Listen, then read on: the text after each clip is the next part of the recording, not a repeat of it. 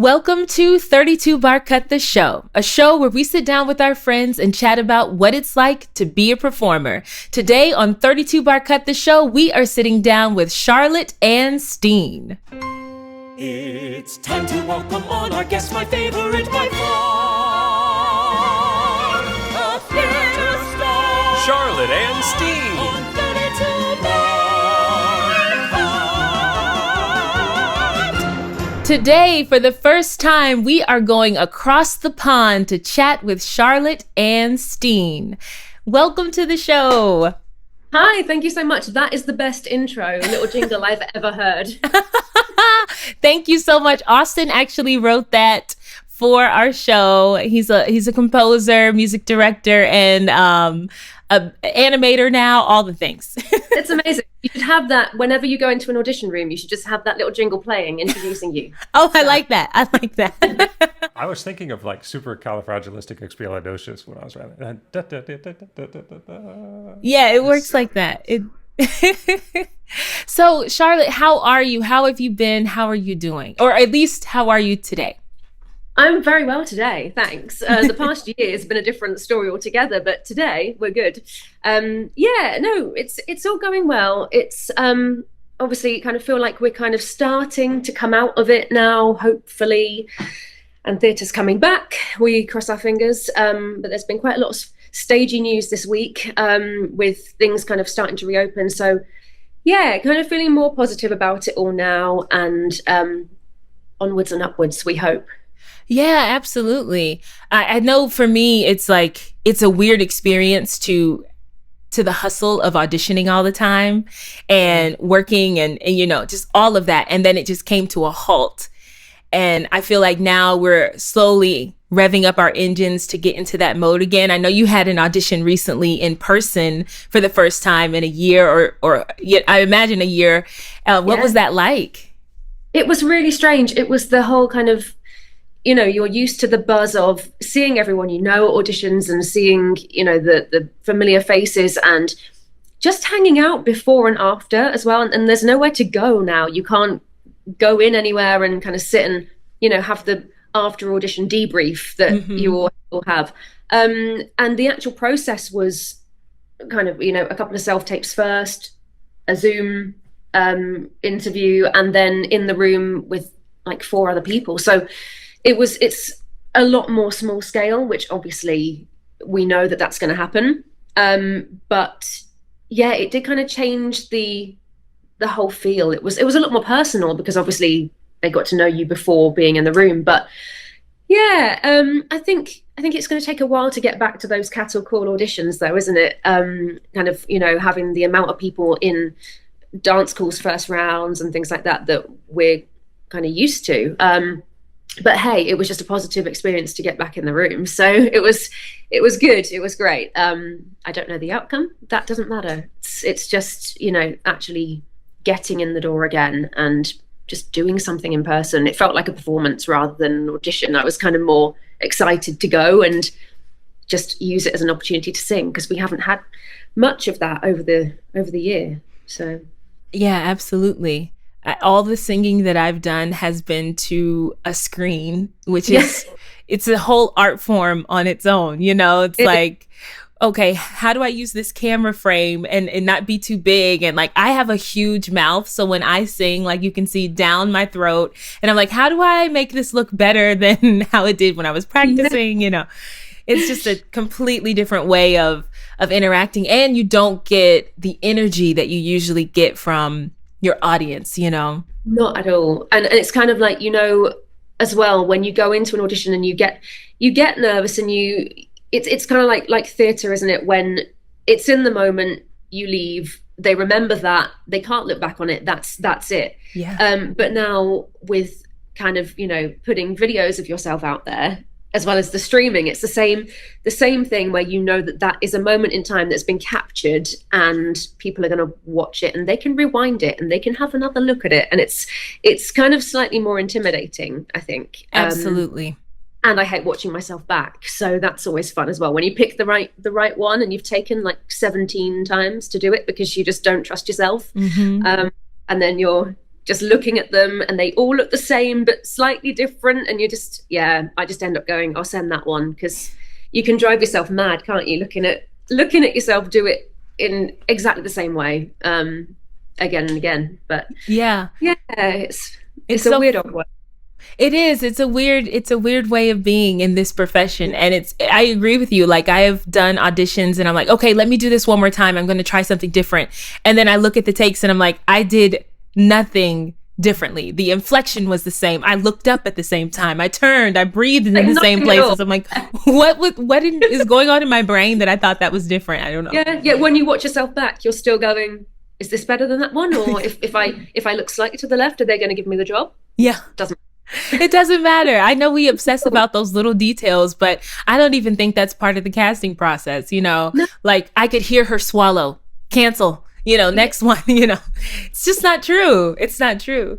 Did you already have a self-tape situation set up in your dwelling place, or did you have to set something up for this year? If I'm honest for you, my self-tape situation, my house is so small, right, that my self-tape situation is me sat cross-legged on my bathroom floor with the only bit of white wall behind me that I have. And it's like ring light, computer, wall. Oh, no. But actually, no one has noticed. So, people are going to watch this now and be like, that's what it's been doing. But no, I said to my agent, can you tell that I'm sat on the floor? He was like, no, not at all. So it was working. But yeah, that's kind of here. That's what I've been doing. It sounds like it's working. You have, no other option. Right. And it's the survival in us, right? It's like, hey, well, this is what I have.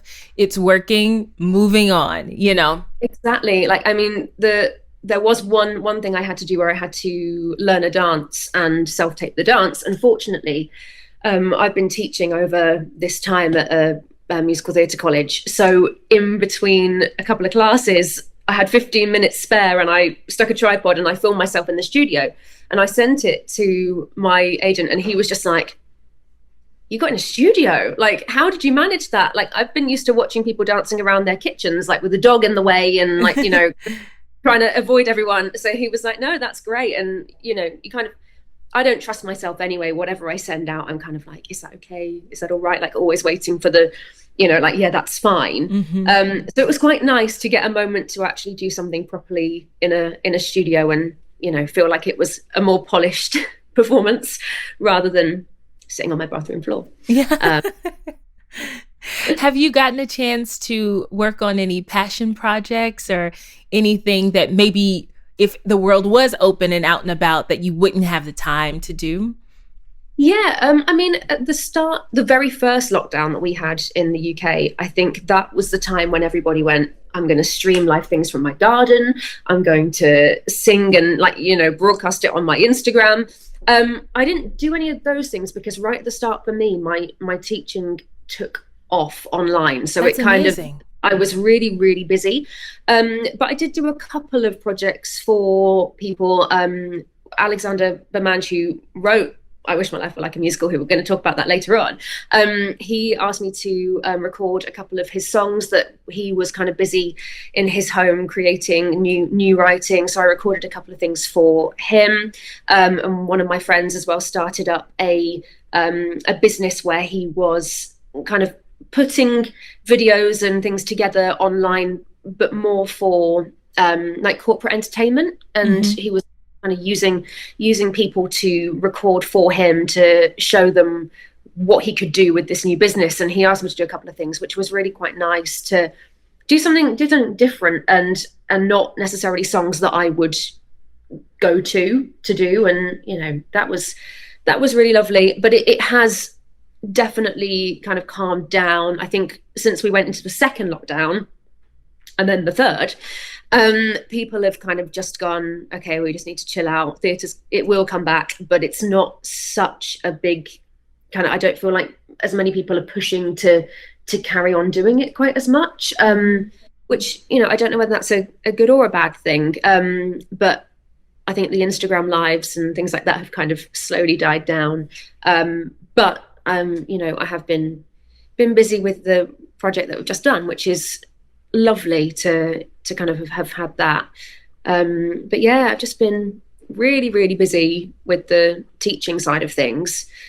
And obviously all online, which is a completely new thing for me. I'm a complete technophobe, so it was interesting trying to learn how to do it all. But once we got there, it was kind of like, okay, I'm set now. For as long as this takes, at least I can carry on doing that and, you know, keeping that side of my career going. But yeah. I struggled with that in the beginning too. Like, what is my setup? How am I going to do this? You know, it's the frequency of, like, I did like a self-tape class online, and my setup changed every week because something broke or the lighting was off or whatever. And that was when I was in my in-laws' house. So now that we're back in Brooklyn and we kind of have a stable setup, now we know exactly what's going to happen every time. If there's a virtual performance, I know what to do. If there's a self-tape audition, I know what to do. And it's honestly a little easier than hopping on the train and going into an in-person audition. And if you mess up, you can do it over, and you can do it over, and you can do it over. Yeah, definitely. It does take it takes the pressure off a little bit, doesn't it? Because obviously, as performers, as self-employed people, we are very busy all of the time, like whether it's, you know, in your second, third, fourth job, or actually working, you know, in a show at the time, or auditions, everything. You're constantly running around, and to have the time to kind of learn something, get it off script, get the songs going so well that you feel comfortable going into auditions, it's quite nice to have the chance to go, if I do this and it doesn't work out the first time, I can just do it again. And it takes that pressure off the nerves, kind of having constant material to learn, I think. I don't know. Do you feel the same way about that? I feel better about it. I know when I've gone in for like TV and film auditions in person, I get so nervous. And of course, like, then I need to make sure I'm off book, like golden off book. I can't take a second and look and then do the take again, you know? But now being at the house and doing it, I've gotten to the point where if I have an audition that's like 4 scenes, I'll memorize it scene by scene. So I'll go do scene 1. All right, good, check. I can take that out of my head and move on to scene 2. And that's a privilege that I've never had before, which you would have on set. You know, if you were actually on set, you would have a chance to work scene by scene and not do them all in one fail swoop. So it's an interesting way of being, but I've gotten adjusted to it and I don't mind it. And I wonder too, if a lot of casting offices are going to continue with self-tapes primarily. And, I don't know. I don't even know if these casting offices have held up their rent, you know, during this time. A year off without, you know, maybe they're not even going to the office every day. I don't know. Exactly. Maybe not. No, I think things will stay online for the ease of it. Sometimes you don't have to book a space. You don't have to, you know, not everyone has to be there on the same day. If there's availability issues, it is a lot easier. And I think it's something that is kind of a blessing in disguise that we've had to kind of find this new platform to use. And yeah, I think it might stay. It might for, you know, the foreseeable, even if it was like just the first round, or, do you know what I mean? Just to stop everyone having to travel everywhere to get to auditions, and to take a whole day off work as well, whenever you're kind of in between jobs, or, you know, it's just all round easier for everyone if you're not sat on your bathroom floor. Yeah. I was curious too, now that we're talking about auditions and it being more accessible, I was sitting down on, I think it was a casting director's Q&A, and they were talking about how now the doors have opened for casting a wider net. Have you gotten any casting calls for acting projects that are outside of your local circle? Not really at the minute, to be honest. I think over here I feel like it's almost gone the opposite way. I don't know. I just feel like I've been talking to a lot of people who haven't been called in for things that they usually would have been, because they're they're seeing so many less people in the room that then I think they're probably not wanting to watch as many tapes as would be in the room to start with. I don't know. I mean, just talking from personal experience, I've definitely only been called in for the things that I would have been in the room for. Pretty sure. But yeah, I don't know. I think it's kind of opened up the doors in some ways, but I think the graduates from 2020 and 2021 that are coming out now, they're all kind of going, am I going to get in the room or am I going to get seen? There's always that worry because of the way that it's being done now. I feel like at the moment it is kind of more, if they know you, they'll call you in, which, is a shame, but also great if you are known by them. But it just always works both ways, doesn't it? But yeah, I don't know. We'll hope. Yeah, I was curious about that because I don't know. I really want to talk about the differences too between what it's like working where you are and where we are, and the major differences. And we're going to talk about your union later on too. But before we get into that, I'm so curious how you got your start. So have you always wanted to be a performer? How did you get into this field? Yeah, it was just a natural progression. I never had the sit down and think, is this what I want to do? It was just always a given that was it. Like, I'd constantly have the conversation at home, like, what's your backup plan? What are you going to do? Like, definitely do your A-levels in case, like, you need to fall back on something. What are you going to do? But it was just in me to do it. I mean, I grew up in Weymouth, which is right down on the south coast of England, far away from everything. So it wasn't like I kind of grew up in London around the hustle and bustle of it all and kind of had loads of opportunities in London as a child. But in Weymouth, even though it's such a small town, there were just a lot of performing opportunities. We had a brilliant theatre group that I joined when I was about 13. My dance school was great. We had a really lovely singing teacher in the area, and just ended up doing it all and loving it all. And I mean, we did like 2 big scale like full musicals a year in 1,000-seater theatre in Weymouth, like and just kind of being given the opportunity at such a young age to, even though it was Amdram, to play roles in, like, leading roles in shows and just absolutely take in every inch of it. Like, I used to remember going to school and being like, oh, it's the show this week, and just feeling so, like, do you know what I mean? Just feeling so like professional, just in the moment.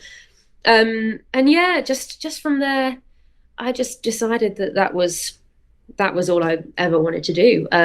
But I went to college at 18 to train, because I was told to do my A-levels, just in case. So yeah, and then that was kind of it, really. But yeah, definitely, I still couldn't tell you now what I would have wanted to do if there was something else that I'd have gone into. I don't know. I think you just, when you know, don't you? Really, that's, yeah. I agree wholeheartedly. People do ask that a lot. What would you do if you weren't this? But it's so fun. I mean, I don't think people ask lawyers or doctors or teachers, what would you do if you weren't doing this? It's kind of like people have it in their mind that this profession is kind of trivial or whimsical, or just, like I don't know, like a circus performer or something. I don't know. And now I'm trivializing that, even though I know how difficult that profession is. Yeah. But you said a couple of things that I've never heard before, and contextually, I'm trying to figure out what they might mean. But just for our listeners and viewers who don't know, so you said Amdram and A-levels. So can you explain what those two things are? Of course. Translation things. So A-levels are like your qualifications at school. So you're kind of like the highest qualification that you can do at school age, before going to university. So I don't know, what do you have? That's what is we that? Have like a high school graduation. I don't know if that's the equivalent or if it's like taking the SAT. Is it a test based? Are A levels test based? Yeah. Oh, okay. So maybe the equivalent would be like the ACT or the SAT, which are exams that you have to take to get into college. Right. Okay. So they're basically like that, but they kind of round off everything you've learned at school. Okay. The other way around. So it's, and AmDram, is like amateur dramatics. So kind of not professional, but doing it for fun. But yeah. Yes. So it's like a company that you might join, like a theatre group that runs in the area that does musicals. And yeah. We have an equivalent for that too, but we call it community theater. That's the one. Yeah. There we go. Now, AmDram, I like that. Now I know that. We have one cast member in The Lion King from England. His name is Stephen Carlisle, so I have to throw that out to him casually one time. So we did a little research on you before our chat today, and I believe that your West End debut was with 42nd Street. It was, yeah. Can you tell us a little bit about that audition? Yeah, it was. I just have such a like the kind of main day was such a blur for me. I was doing a show in Edinburgh at the time of the 42nd Street auditions, and my agent said, "Do you want to go down to London for the day to do it? You'll have to like be on a train back by 2:30 and get back up to Edinburgh for the show." And I was like, "I'm there, literally. There's nothing stopping me for that show." And so I went on the train. It was like 3:00 in the morning, went down to London. And honestly, the first time I stepped foot in that room, I was so scared. We had the Broadway team over. Wow. Kelly Barkley, who was just absolutely incredible choreographer. She came over. Mark Bramble, who wrote the show, he was there. Randy Skinner came over. Like, it was just insane. I just remember being like, I'm in front of all these people. And yeah, one by one, they made us do this tap combination. And I just remember Kelly there with her notebook, just looking at people, crossing them off, like no, and then doing like a tick, and then just right in people's faces. It was so intimidating, but I loved it. And everyone was just like, there were so many people in the room. But I was actually in the boys' audition because I couldn't make the girls' audition was in the afternoon and I had to go back on the train. Mm-hmm. So I was with all these boys who were like, half of them were absolutely terrified. It's just because obviously tap auditions are not everybody's cup of tea. But yeah, then I think the following day I got a call and said, can you come back down for the finals? And so I came back down. It was a really quick process. They only auditioned for I think about 3 days, which shocked me because I thought, oh, like it's going to be drawn out over a couple of weeks. And then that following day when I went down, it was like about a 3.5 hour tap call. Wow. Sang a bit, didn't sing much, to be honest. Didn't do any script, which again was like kind of a new thing. And then again, I had to get back on the train, and I remember going up to the panel and just saying, like, I'm going to have to leave, which is always the worst thing to have to do, isn't it? It's mortifying. And Kelly just went, okay, that's great. Can you do all 5 tap combinations by yourself in the center of the room before you go? And I was just like, oh my God. Everyone just cleared the room, stood around, and there's me like, oh my goodness. Okay. And she's going, okay, great. Next one. And I just ran to the station and was just like, did that actually just happen? I was just like, how did I get myself in that situation? And then, I went back up to Edinburgh, and about half an hour before the show started, 2 days later, I got the call from my agent, and he really played around with me because the show 42nd Street was at Drury Lane, and Drury Lane was quite famous for having Miss Saigon there with they had the flying the helicopter and everything. And I answered the phone and he was like, can you hear helicopters? It's like, no. Why? I was like, where are you? What? And he was like, oh, I'm at a place, it's a theatre, and there's like a helicopter or something.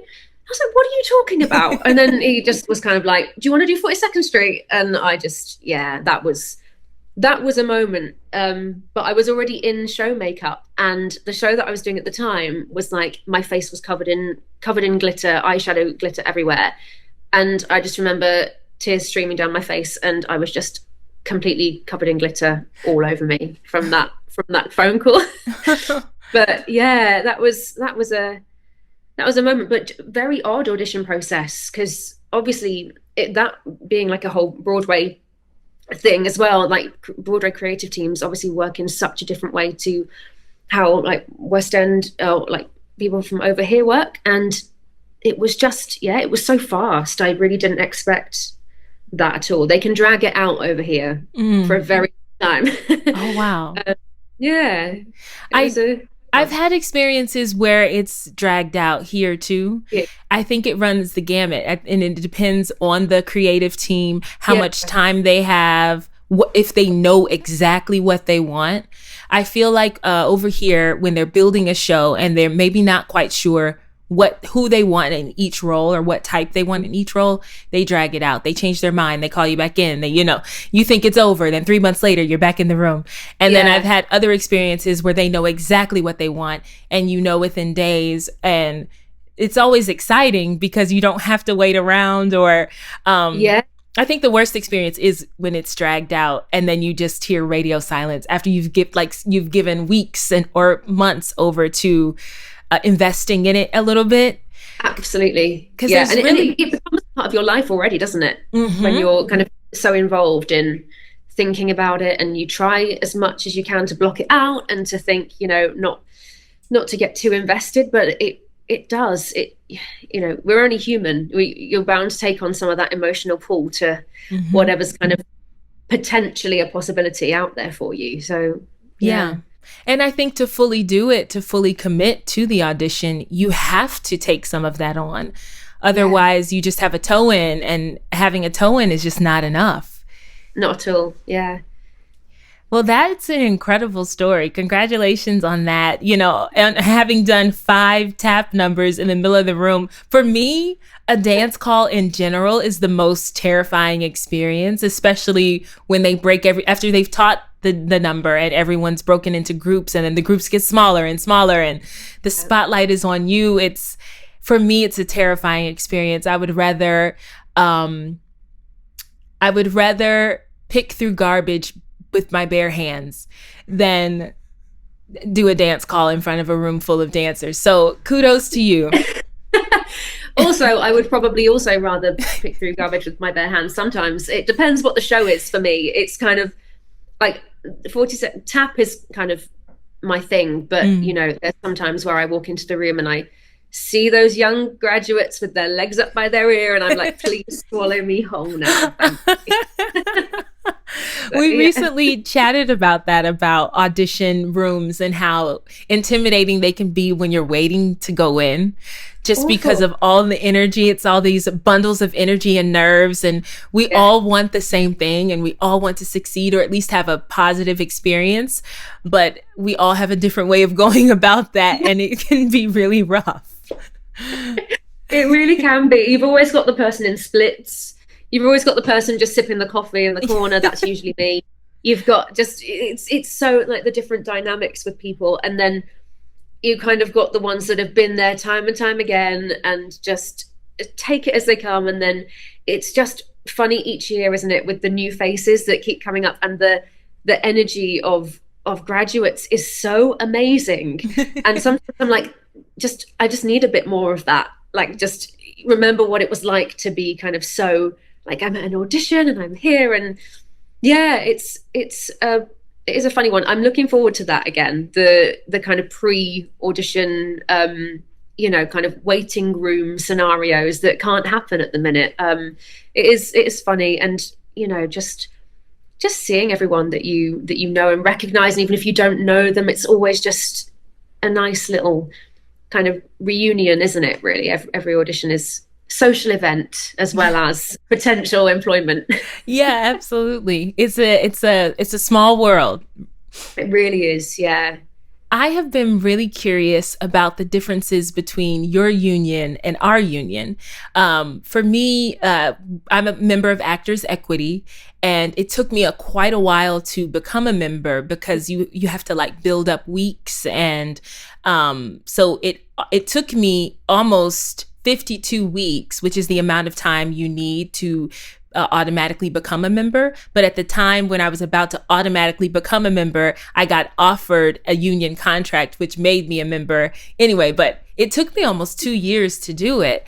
And so I'm curious what the process is for the union over there. I mean, honestly, there kind of isn't one. It's nothing like that at all. It's like when do you guys use Spotlight for? No. So Spotlight is a website where kind of all of the auditions get uploaded by casting directors. Everything goes on there, and then your agent submits you through Spotlight. Mm-hmm. And usually, when you kind of graduate, you'll go on to Spotlight. You have to pay to be on there, and then they'll just say you should probably join Equity, and it's literally as easy as you just put your name in and you join and you pay your membership, but there's no kind of length of time that you have to be working for. There's no like, I don't know, I feel like your union is a lot stronger than ours. We kind of feel like, a lot of people say that ours is kind of like, you'll do because we have like equity jobs where they are based upon that, and they have to abide by the rules and everything that's decided with the union, but not everybody in a show has to be with Equity. Mm-hmm. So there can be like members that aren't don't belong to them, and then you'll do jobs that are non-equity jobs as well, but yeah, it's just very much like, I don't feel like I don't know, I wish it was like a prouder moment for us. I kind of wish that there was some kind of process that you have to work up to get that, because I feel like people would be much prouder of it, and then I think people would kind of stand together more. I think it would be a much stronger union for us if there was just a little bit of a process to be able to do it. But yeah, I'm interested about yours, because it just sounds so much more like kind of together. And I know I had a friend who is from over here, and she did a couple of American based cruises like for Royal Caribbean, and then she worked off Broadway, and then she started working on Broadway, and she was kind of like, got my equity, like, it's just kind of such a big moment. I kind of is that kind of the main thing that happened? Yeah, it is a big moment. It feels like an accomplishment because you do have to work for it. There are very rare occasions where someone will come right out of school, book an equity job, and not have that experience of working for the card. But I've only heard of just a handful of stories like that. And so I actually got my start in Chicago. And the way it works for us is, if you are non-union, you can work at an equity house or a non-equity house. But if you are union, you can only work at equity houses. You can't teeter between each. And so the advantages of not being union yet is that you can build experience in both places. And sometimes the pool in the equity realm or the equity union actors are more seasoned. And so they'll usually get a job over a non-union actor, which means that if you are newly union and you haven't gotten your name out there yet, then you're stuck being union and not working. Right. And so people kind of teeter between those two. But the biggest advantage is, other than, having access to health insurance or better benefits working for an equity house and certain rules they have to abide by, because they have that here too, is that it's really the audition process. That there's a host of auditions on the Actors Equity website, and any equity house has to at least have one audition with Actors Equity. So it's going to either be at their theater or it's going to be at the equity offices in that region. And Are you still with us? Oh, you are. Ooh. For some reason, the video went away. Could you still hear? Yeah, it did. Yeah. Okay. It went away for you too. Okay. Yeah. Oh, what was I saying about equity houses? Equity houses. You're saying you want audition. Oh, so the main advantage is the audition experience. So when you go onto the equity website as a union member, you have access to view all the auditions. You can make an appointment and show up for an appointment. If you're non-union, well, at least like 6 years ago, if you were non-union, you could still look at all those auditions, but you couldn't make an appointment. You just had to show up and wait until your name was called. Right, which could be 30 minutes, or it could be 6 hours, or it could be never. Yeah. And now they've recently, I want to say about 5 years ago, they changed that so that now if you're non-union, you can't view any of the auditions, which I don't like. I have, being a union member, I have no problem with non-equity members having access to the auditions. It's how I got my card. Yeah. So I think that that's a mistake on their part. It's funny that you say you wish you had a union like ours, because I personally feel very frustrated with our union right now. Yeah. And I think it's just kind of I mean, we only obviously hear the good bits. Do you know what I mean? Everyone just goes, oh, it's much stronger on Broadway. And I think that's obviously just kind of what translates. Really, I mean, I don't have a clue because I've never been through the process. But yeah, it's interesting to hear kind of from you what it actually entails. Yeah, the differences are interesting too, because it's funny, I haven't heard much about equity. And then when we were doing our research for today's episode, Austin brought it up that, it's a little different, that you just sign up and you join, which would be awesome. But I think our TV and film union is the same in that you have to earn a bit before you can be eligible, or you book a job that makes you immediately eligible. But it is easier, in my opinion, to get into the TV and film union. It just costs a lot more. It costs like 3 times more, but it's a little easier than Actors Equity. Yeah. Yeah.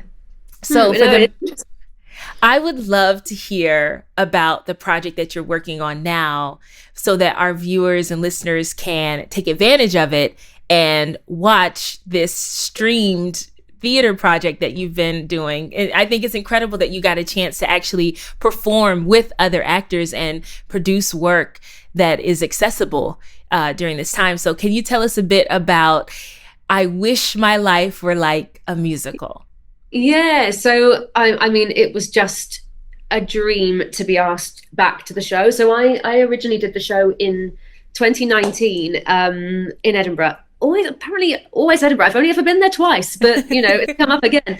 And we had such an amazing time. We went up with the show, and we didn't know what to expect. There's only 4 cast members, and Alexander, who wrote the show, kind of had it running in a London venue for a short period of time prior to taking it up to Edinburgh. But it was more like a musical review and kind of like a cabaret-based type show to begin with. And Edinburgh was the first time that it was kind of choreographed, staged, and there's not much choreography, but it's kind of clever. I'll talk about that in a minute. And so it kind of went up there as a new version of the show. Sold out every single night of the run, which was incredible. Had all these brilliant reviews, and then it was supposed to kind of there were whispers of it doing something else, and then COVID hit. So that kind of put a stop to it. And then last year, in the middle of, kind of in the summer, there were little whispers about something might have been happening with it. But there were, again, problems with restrictions and COVID and everything. So that didn't happen either. And then to actually finally get the call and the go ahead and say, like, are you available to do this project again, was just amazing. So we, there's 4 of us in the show. myself, Charlotte O'Rourke, who was in Mamma Mia in the West End, and we've got Lucas Rush, who has been in Rock of Ages playing Lonnie and all sorts of incredible roles, and Luke Bayer, who is best known for, he was the understudy in Everybody's Talking About Jamie, and he got such a name for himself doing that job. And we, to film it during current circumstances was just so odd. Like, I just remember the first day going in and just being like, am I allowed to be near you? Do you know what I mean? It was like I'm singing with humans in the room and that's okay. We were in a COVID safe bubble. We had COVID tests every day. We had like temperature checks. Everything was very, very safe. We obviously could rehearse without masks on, but everybody else was in like PPE the whole time. So yeah, it was really strange from having, no human contact and then going to do this, which is it's a very physical show. So that was kind of the first strange thing that I was like, wow, we're doing this and it's kind of, happening. But the translation from Edinburgh, where we were doing it, night after night to live audiences, was very different to stream and to film the show. Now, I've never done any filming before, so it was very new to me. But the show is very funny. It's basically, we call it a love letter to musical theatre. It's all the things, it's like spilling the tea on musical theatre, all the things that you are not allowed to say to those audience members that come up and ask you about the reality of being in a show. It's all the things that you go, yeah, it's great, and don't like you can't say those things like, well, actually I'm working with somebody who's really horrible to me, or I'm exhausted through the dance routines, or my cast mate who I have to kiss is disgusting. It's all of that, done very tongue-in-cheek and kind of just letting the audience know what it can be like to be in a show, like the non-glamorous side of things. So yeah, there was a lot of audience reaction in Edinburgh, and then to do the show again and to have to just trust yourself that the gags and the funny bits are reading, when you have no confirmation of that in the room. Mm-hmm. And you're especially revisiting it after 2 years, because we hadn't done the show for 2 years, and it was a very, very quick rehearsal process where we were thrown together actually with 2 new cast members that hadn't done the Edinburgh version. So it was just kind of like, there you go, gel together, find the comedy, play it.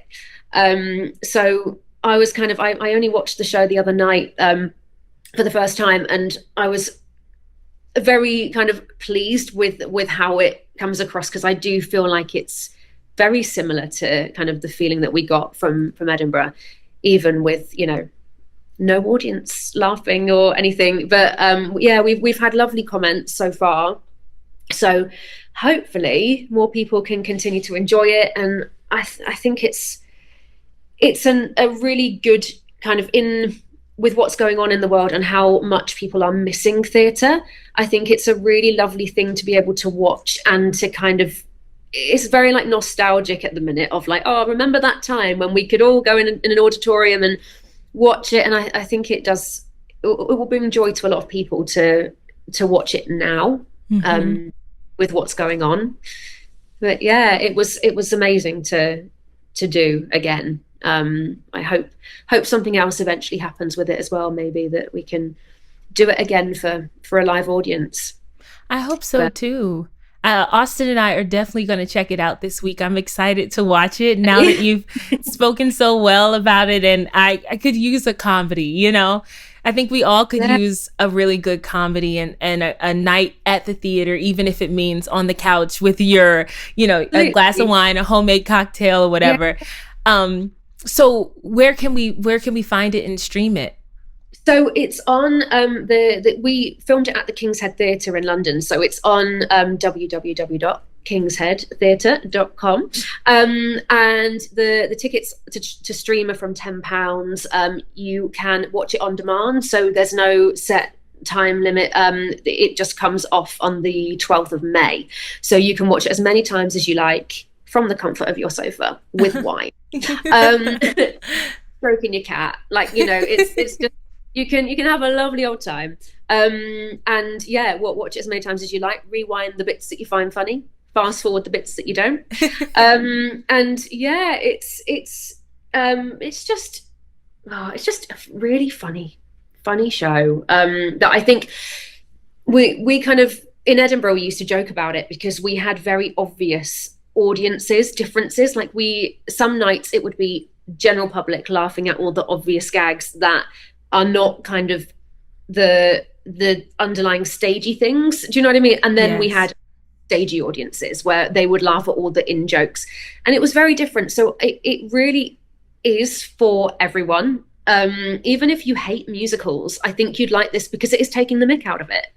So like, you're allowed to hate it, and if you love it, it's just all those things that, you know, like, happen. And if you've been in tons like yourself, it's just like so knowing of all the things that you just, you know, are like that. And I think the fun with it for us is that every single character we kind of talk about, or kind of persona, that personality that you come across, we know ourselves, like, we're thinking of somebody that we've worked with that is like that, or that you've come across. So it kind of heightens it, kind of personality wise and character wise, for us as well, which is really fun. Obviously all done in a very loving way, but it is a really good show. If you do get a chance to watch it, let me know what you think. It's funny, and it was just so lovely to get back and do something and just enjoy it, and also, like self-taping, have a couple more takes on it. So that was new as well, to be like, okay, we've done it, like, go back and do it again with different angles and things. And it was completely new for me, which kind of made me want to do more of that if there's ever an opportunity to do it. Yeah. Well, that is so exciting. And we're definitely going to watch it. So we'll send you an email, a little blurb about having seen it. But I'm already like itching to watch it because you make it sound so fun.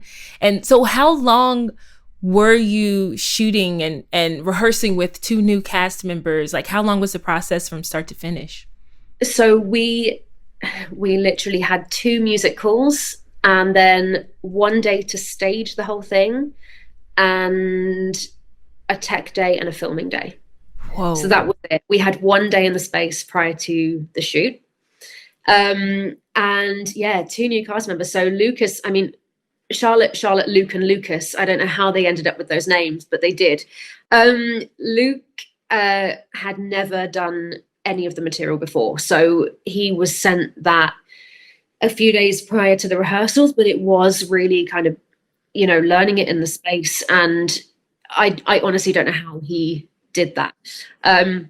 Alexander Bamanjar, the writer of the show, is an absolute genius, and his songs are very difficult. He won't mind me saying that. They are very, very difficult. And he kind of says that, you know, it's not, he never writes verse, chorus, bridge, chorus. It's never like that. It's always a progression, and really is just acting through song the whole time. And the melody never is kind of that basic structure. So to learn his stuff from scratch in that period of time, I mean, honestly, hands up to Luke, because he was incredible. Lucas had actually done the original, you know, I said about it was in London for like a short period of time. He did that. So he'd had a brief kind of bit of time with the show, but about 4 years ago. And he then actually came back to us and did the opposite part this time. So he kind of knew it, but he was having to relearn and do the opposite one. Oh, that's hard. Were there harmonies and everything? I'm sure there were. Oh gosh. Yeah. So that, and then on top of Chris Whitaker's choreography and direction, having to pick all of that up as well, was quite a task for two new cast members. But Chris's choreography is very, it's really cleverly done. It's very simple, but it's taking like all of those standard, like the box step and the like everything that you would see in like a standard musical theatre that would be in every Amdram production. it's that, like taking the mick again, but subtly with like the dance moves. So it's not, there's no big like, kind of no big dance numbers. It is very much acting through song the whole time. Very small like linking bits of dialogue, but mainly it's more like a song cycle. But yeah, I think sometimes like learning, box steppy choreography it is harder because it doesn't flow. So that was kind of a task as well. But yeah, they did incredibly to kind of get all of that down. And me and other Charlotte, God, those names, were just, we had the easy job really, just go back into the show that we did exactly the same 2 years ago. So it was still kind of there really in my brain. I think once you learn Alex's songs, they never leave you because they're so hard to learn in the first place. And they're big sings. They're not easy songs, but they are just so clever and so intelligent. Actually, what you can have a task when you watch it. If you watch it, a lot of the music in the opening number is all taken from snippets of other opening numbers. Oh, so see really? how many you can pick out. Yeah. So we called them musical theatre Easter eggs, and it was like, how many can we find that are kind of like little snippets? And as well, in one of the numbers that I do, which is the title number of the show, I Wish My Life Were Like a Musical. There's bits in that as well that's all from just little things. You'll find them, and it's just kind of just funny to kind of go, oh, I recognize that little bit, and then just kind of trying to work out where it's from. It's so clever. I hope you love it. Oh yeah, everyone listening and watching, you heard it here. You must go to www.kingsheadtheater.com. Yes, .com and get your tickets so that you can see I Wish My Life Were Like a Musical on demand. Austin and I are going to watch it this week. Hopefully you'll join us and maybe we can talk about these Easter eggs, moments of the opening number. And I think this is the perfect time to get into the stage door round. I feel like you did the performance and now you're at the stage door and you've got fans asking you questions. So I'm a fan. I'm going to ask you a couple of questions. Okay. The first one is a funny one. It's a question that we ask all of our guests, depending on what show they're in. So since we just got done talking about I Wish My Life Were Like a Musical, in the cast of I Wish My Life Were Like a Musical, who would you slap? Who would you hug? And who would you take to lunch? And I know that this is hard because there's only a cast of 4, but maybe that's kind of saves you in a way. You didn't have too many to pick from. Slap, hug, take to lunch. I would slap Lucas Rush because he is one of the funniest people you'll ever meet. But sometimes he's like, was that funny? And I'm like, yes, it was. So that's why I want to slap him, because he's absolutely brilliant. And yeah, I just, for that reason, I would hug Luke Bayer because he is just lovely. He is such a lovely guy.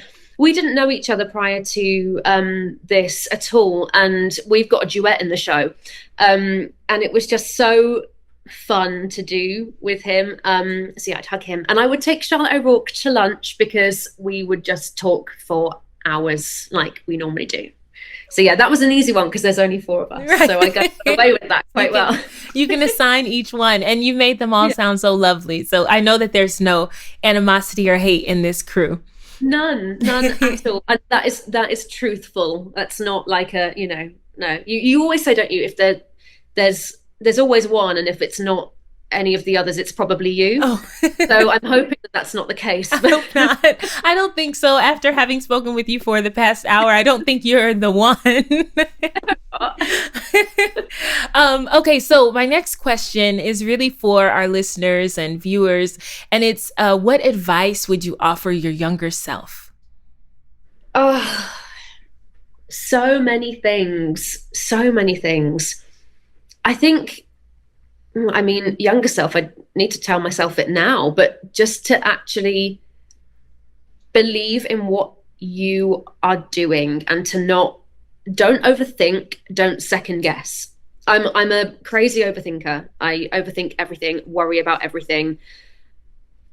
And I think if that had just left me a little bit earlier, do you know what I mean? Like I'm getting better, debatably. But yeah, I think just to let go more, and to not worry so much. That's quite a deep, isn't it? But yeah. No, that's absolutely spot on. Great advice. I can identify with that.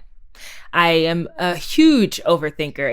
If I have the wrong response, I'm thinking about it days later, or what I believe to be the wrong response. Who knows, you know?